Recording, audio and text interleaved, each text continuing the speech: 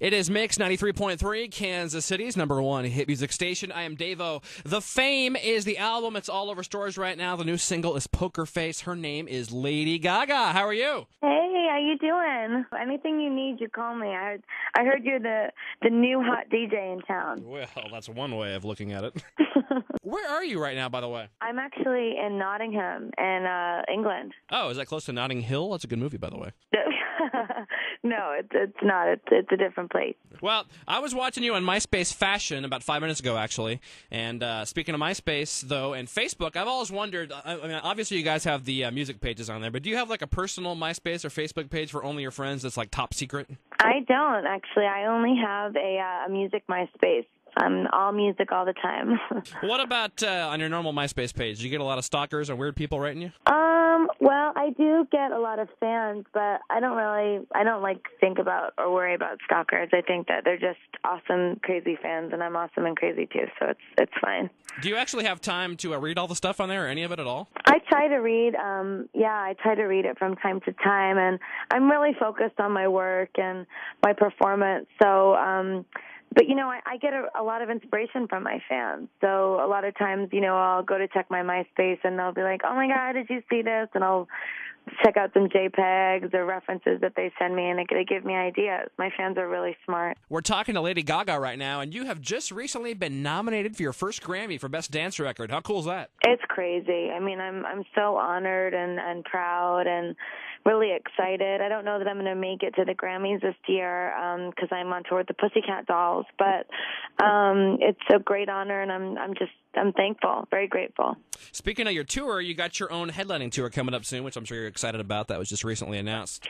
Super excited. Yeah, but where's the love for KC? I'm not excited. You're not coming to Kansas City. What's up with that? Oh, well, I don't make my touring schedule, unfortunately, but I'm sure we'll be there soon, and I'm just hitting as many cities as I can right now, and I'm sure if you want to come to the show and you're from Kansas City, there's somewhere nearby. We'll make it happen. You'll make it work. Hey, it's all about rolling with the punches. If I need to go see Lady Gaga, if she's not going to come here, I will make it happen. Now, I've heard you talk about your concerts as a traveling museum show. What does that mean?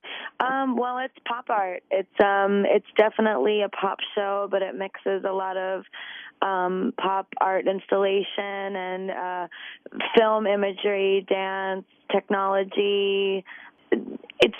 It's a whole other different kind of show, and I guess the best way that I can think to describe it is that it's fit for a museum. You have a cool background yourself. You grew up in Manhattan.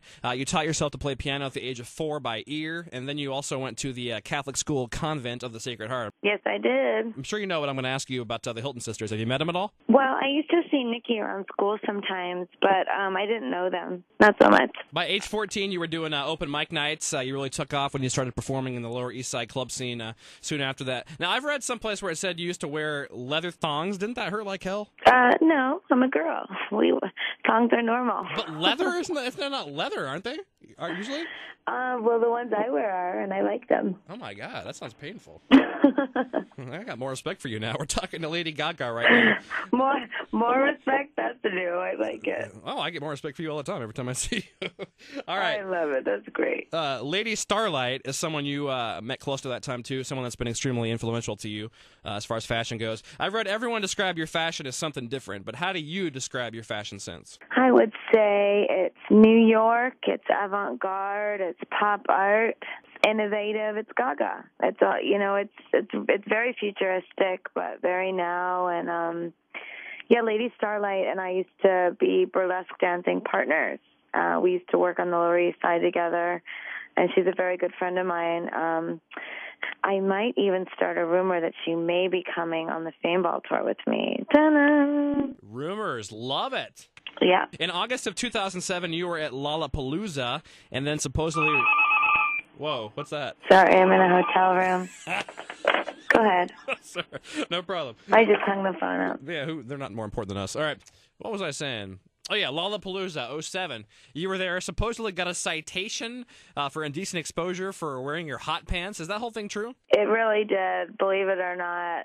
It was crazy. I mean, it was kind of and I felt really bad because I'm from New York, and we're, in Manhattan, New York City cops, they have such iconic uniforms that we see on television all the time, and they're very recognizable. And in other parts of the country, the municipal safety uniforms are not so iconic. So I thought that he was just like a park ranger. So he was yelling at me, and I started mouthing off to him, and I'm like, it's art. I'm an artist. It's fashion. And he's like, you're naked. Put your ass up against the fence.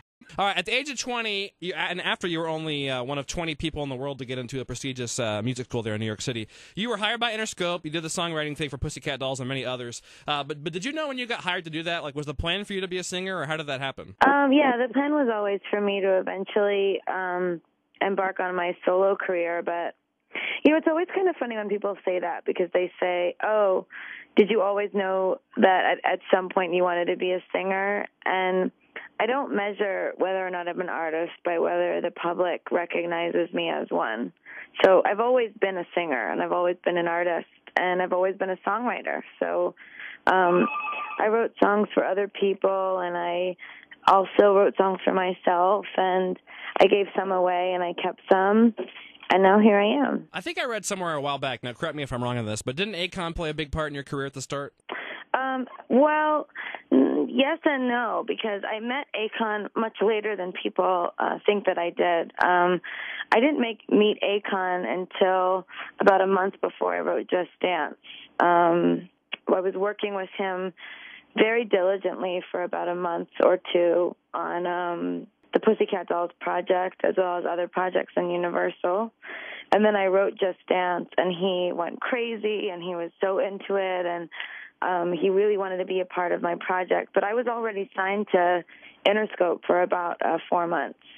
So he came on the project a little bit later. But he was, been a huge inspiration and help to me. And you only get better at songwriting working with people that are better than you. Speaking of writing songs, most people just write the songs, but you actually, with the whole museum, the traveling museum, and putting on the whole show, I've read that you also think about what you could be wearing at the same time you're writing that song. Can you really put all that together at the same time? Yeah, well, it's definitely, an organic process, but when I'm writing music, I think about the visual on stage, and as we're traveling the world, I'm constantly morphing the show and changing the way that we tell the story of New York and the underground, because that's really what we're doing. Is I'm so grateful to my friends on the Lower East Side, because in a way they're allowing me to tell our story. There's a group of us, and we all make music and art, and we live for each other and for the passion of the work, and my friends allow me to be our voice. So yeah, I'm very mindful of those philosophies when I'm writing music and when I'm creating the show. We're talking to Lady Gaga. Your new album is The Fame. It's out, and it's about how anyone can feel famous. What's the album like? Like, give us kind of a overview of it. Well, you have to buy it to know what it's like, or at least download it for free on the internet. Right? It's really fun, completely upbeat, and amazingly joyous, and it's a lot more club bangers like Just Dance, and a couple real glam 70s Bowie-esque ballads. And it's about how everybody might not know who you are, but everybody, if you listen to this record, will certainly want to know who you are because of the way you carry yourself, your convictions about music, your convictions about life and who you are. It's not about, everyone knowing who you are. It's about everybody wanting to know who you are. Before you bounce, we're about to play your new single, Poker Face, right now. Tell us the story of Poker Face and where it came from. Well, Poker Face is about a lot of different things. I put a lot of double, triple, quadruple entendres in my music, and Poker Face is initially inspired by the fact that I used to burlesque and go-go dance, and my girlfriends and I used to put on a poker face in order to trick guys into thinking that we were into them so we could make more money. But I also used to have these parties in Brooklyn with old boyfriends, and we would play poker and make margaritas for our friends. And I wanted to write a pop song that would speak to boys, that rock and roller boys would love. So that's another reason. And if you listen to the backgrounds very carefully in the record, it's also kind of about struggling if you like guys or girls. It says, can't read my poker face. She's got me like nobody. Can't read my poker face. He's got me like nobody. So it's also a little bit about maybe not telling somebody that you're confused about whether you like boys or girls. Thank you so much for all your time today, Miss Lady Gaga. It's meant a lot. Respect you a lot. Enjoy your music, and look forward to seeing where your career goes. Thanks so much, Davo. Anything you need, you call me. I heard you're the new hot DJ in town. For sure. And I'll get your phone number here in a second off the air so we can stay in touch.